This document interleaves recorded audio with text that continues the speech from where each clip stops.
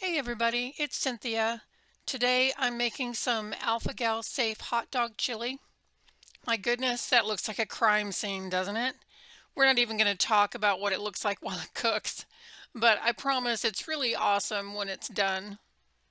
Just so you know what that mess is on the screen, it is raw turkey, tomato sauce, ketchup, and seasonings.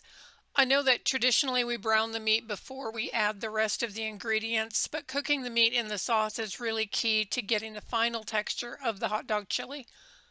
I accidentally didn't have the camera on when I was putting everything in the pan, so I put the list of ingredients in the description for you. The original recipe was called Jeff's Hot Dog Chili. I found it online years ago and now it seems to be on like 1,000 websites and none of them are where I found the original. So shout out to Jeff, whoever he is. If you find him, I'd love to give him credit for this because he deserves it. Anyway, I'll leave the list of ingredients in the description as well as a link to my blog post where you can print it out. I started cooking this on fairly high heat and I kept turning it down until it stopped splattering all over the counter. Eventually I decided that if I turned it down anymore, it wasn't going to cook at all, and I turned it back up a little and put the lid on with a slight tilt so it could vent more steam. The goal is to reduce the sauce while cooking the turkey. Every time I put the lid back on the pan, I set my timer for 3 minutes and let it cook without disturbing it.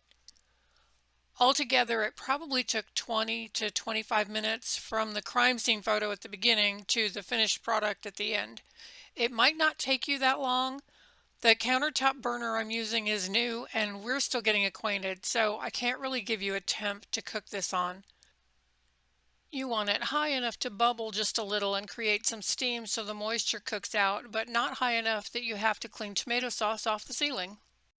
This is cooking up really well and the liquid is almost reduced to the thickness that I'm looking for. So I left the lid off and stirred it a little more often until I was happy with it.